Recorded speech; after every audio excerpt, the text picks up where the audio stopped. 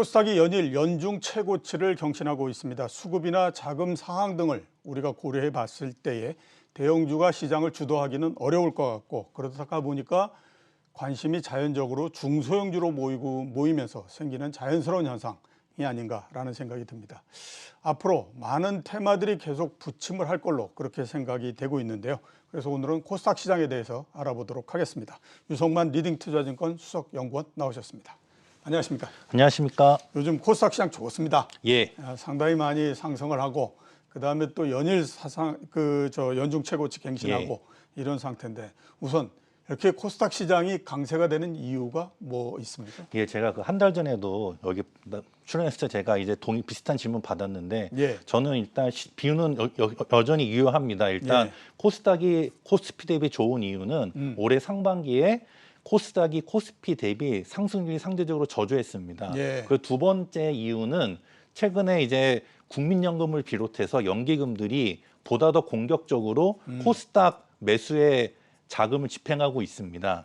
그게 있고요. 그리고 이제 올해 연말로 갈수록 그동안 코로나가 벌써 1년 반 넘었지 않습니까? 그렇죠. 그러면서 이제 기업들도 다시 이제 캐펙스 투자를 하고 개인들도 소비를 늘리면서 흔히 말하는 보복 소비를 그러면서 그 관련된 수혜가 코스닥 기업들에게도 낙수 효과가 지금 나타나고 있습니다. 그리고 또한 작년 하반기부터 이 투자의 주체들 중에서 개인 투자자분들 비중이 높아지면서 역시나 아무래도 이제 코스닥에 좀 더 관심이 많아지면서 이러한 이유들이 다 종합해서 최근에 이제 확실히 코스닥 시장이 코스피 대비 상대적으로 우위를 점하고 있고 매일같이 신고치를 경신하고 있습니다.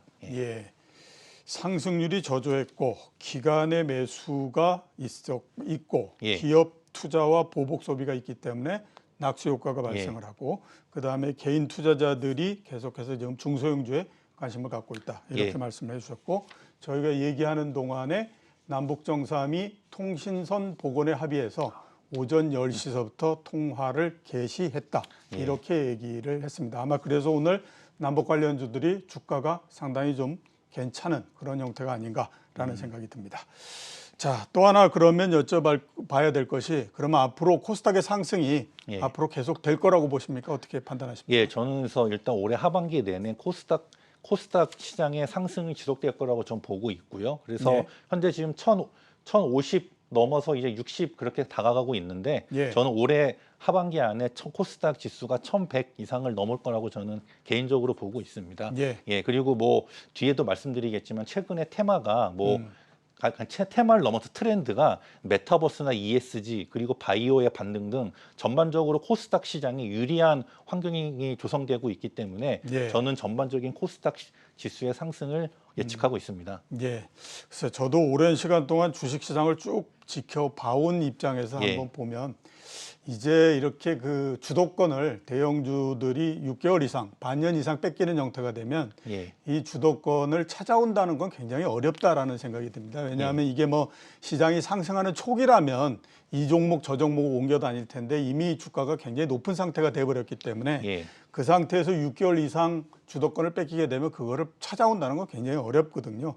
그래서 한번 그 하반기에 계속해서 포커스 자체를 이런 중소형주를 비롯해서 코스닥 쪽으로 좀 맞춰보는 게 맞지 않나라는 생각이 좀 들기는 합니다.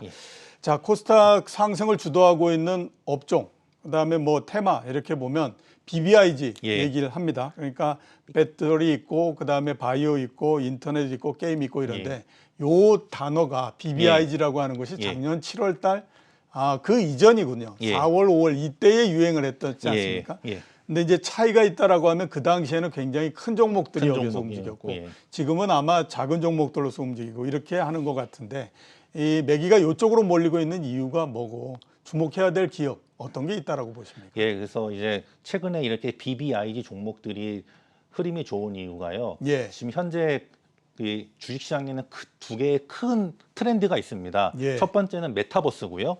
두 번째는 ESG입니다. ESG인데요. 일단 메타버스 가상현실이죠. 메타버스는요, 원천 IP가 필요한데, 그러려면은 게임이나 엔터 이런 주같이 원천 IP를 보유한 종목의 그 업종이 일단 수혜가 있고, 그 다음에 ESG 같은 경우는 이런 전기차, 수소, 전기 배터리, 수소 이런 쪽이 있습니다. 그러다 보니까 여기 그리고 그러다 보니 여기 보면은 이제 인터넷, 게임 그리고 배터리가 포함되고 그리고 바이오 같은 경우는 올해 초 YTD 수익률 대비 가장 저조한 섹터가 바이오인데 그렇죠. 근데 예. 얘들 바이오도 좀 이제 상대적인 반등이 나오고 있습니다.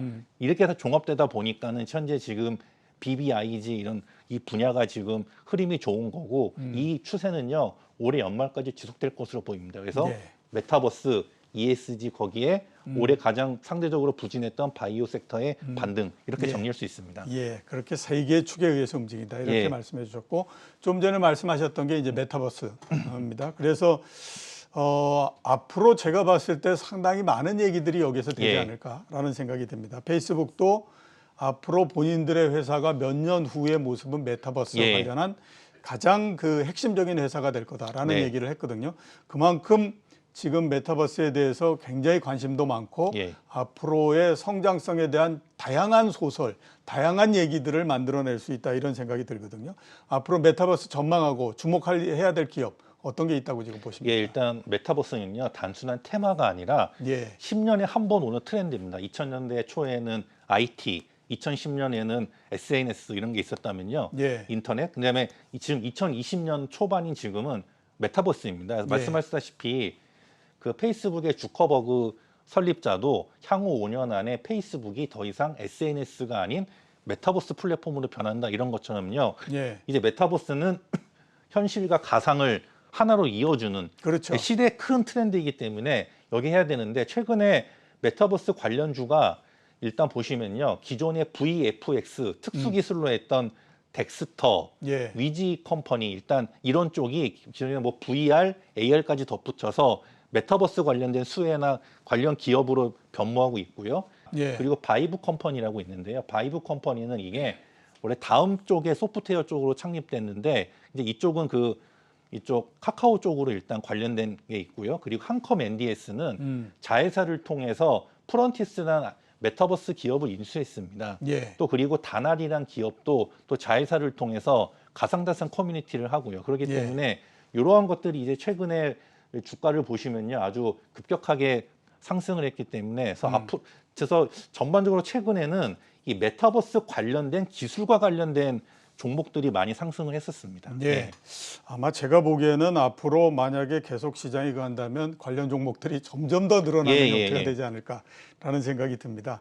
90년대 후반대에 중소형주들이 한 번 굉장히 많이 올랐었는데 그 당시의 테마가 환경 관련주였거든요. 예. 나중에 최고 됐을 때에는 전체 상장돼 있는 주식들의 12%가 환경 관련주로 분리되면서 올라가고 이랬기 때문에 아마 앞으로도 계속해서 메타버스 관련한 주식들의 이 그 영역 자체가 계속해서 그러니까 이런저런 종목들이 계속 그 안으로 이런저런 얘기를 가지고 첨가돼 들어오는 형태 되지 않을까라는 생각이 좀 드네요. 그래서 저는 지금 이 메타버스 이게요 마치 한 몇 년 전에 제약바이오 처음 시작했을 때 그 모습이라 보입니다. 처음에는 이게 단순 단기 테마인가 아니면 단기간 이렇게 올랐으면은 이 정도는 많이 오른 거 아닌가 했는데 1년, 2년, 3년 지나면 더 그 이상의 주가 상승이 나왔지 않습니까? 그런 것처럼 저는 메타버스가 이제 시작이지 않나 이렇게 보고 있습니다. 예, 알겠습니다. 자, 그리고 중소형주를 포함해서 그다음에 코스닥의 대형주들이 주가가 계속해서 올라가느냐 아니냐 하는 것들을 결정하는 또 하나 큰 요인이 뭐냐면 정부 정책입니다. 여태까지 우리가 주식시장에서 주가가 움직이는 것들을 보면 특히 종목별로 정부 정책이라고 하는 것과 떨어질 수 없는 형태였거든요. 그리고 정부 정책이 그 종목에 맞느냐 안 맞느냐에 따라서 이게 상승 기간이 얼마나 오래 가느냐 하는 것들이 결정되고 그랬었는데 정부 정책 관련주들은 어떻게 지금 전망하십니까? 정부 정책 관련된 주는요. 아까 말씀드린 것 중에 ESG 쪽이랑 관련됩니다. ESG.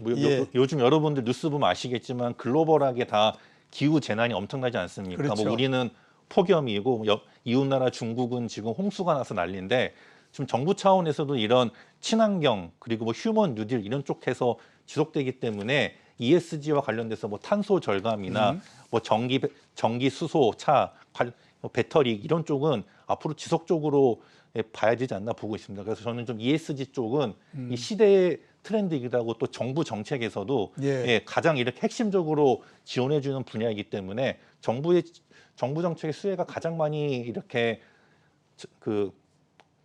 이렇게 모여 있는. 모여 있는 그쪽은 이쪽 ESG 쪽이 아닌가 보고 있습니다. 예, 알겠습니다.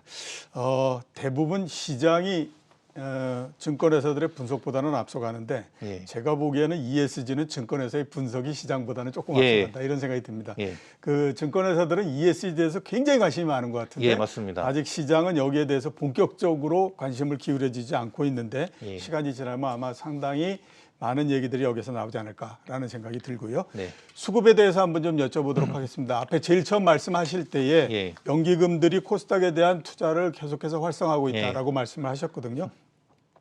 앞으로도 이렇게 계속해서 수요가 늘어나고 그다음에 유지가 될 거라고 생각을 하십니까? 어떻게 판단하십니까? 예, 저는 말씀하신 거에서 저는 앞으로 이 연기금을 비롯해서 주요 기관들이 중소형주에 대한 투자 비중을 더욱더 높일 거라고 생각합니다. 왜냐하면은 이제 우리나라 기업들도 중소기업이라 하더라도 자체의 기술력과 브랜드를 가진 그러니까 흔히 말하는 경쟁력이 있는 기업들이 점점 증가했기 때문에 네. 이제는 이런 연기금이나 주요 기관들도 중소기업에 있어서 투자하는데 좀 더 이렇게 적극적으로 이제 투자 범위를 늘릴 수 있고 또 이제 더 이상은 대형주 매매만으로는 또 의미 있는 수익을 내기가 쉽지 않습니다. 예. 그러다 보니까 좀 수익 측면에 있어서도 좀 더 이렇게 물론 이게 무조건 다 하는 건 아니지만 제가 말씀드린 메타버스나 ESG나 특정 이런 시대 트렌드에 맞거나 좀 좋은 기업, 우량한 중소기업에 대해서는 이전보다도 더 앞으로도 투자 비중을 증가해 나갈 것이라고 판단하고 있습니다. 예, 알겠습니다. 자, 탑픽을 한번 좀 말씀해 주셔야 될 것 같습니다. 예, 일단 첫 번째 종목은 라파스라는 종목입니다. 예, 라파스요. 예, 요거는 마이크로 니드를 하는 회사인데요. 최근에 이제 코로나 관련돼서 백신을 맞지 않습니까? 근데 예. 그럼 이제 혈전 관련된 좀 부작용이 나오는데 예. 그 혈전 관련된 부작용을 해결할 수 있는 가장 좋은 게 바로 이 마이크로 니들입니다. 예. 말 그대로 이제 기존의 주사 바늘은 이 혈관을 다 이렇게 통과하는데 마이크로 그렇죠. 니들은 예. 그걸 안 하기 때문에 혈전을 미리 예방해 줍니다. 그래서 예. 이쪽 그 라파스가 마이크로 니들 쪽에서는 국내 1위거든요. 예. 그래서 좀 최근에 주가도 여기에 반응하고 있고 최근에 특히 mRNA 계열 이쪽 백신 접종 비율이 늘어나면서 혈전 예. 관련된 부작용 우려가 있는데 이쪽 관련해서 가장 좀 이렇게 수혜가 있는 쪽이 마이크로 니들을 생산하는 예. 라파스가 아닌가 보고 있습니다. 아, 그러면 과거처럼 이렇게 주사기로 예.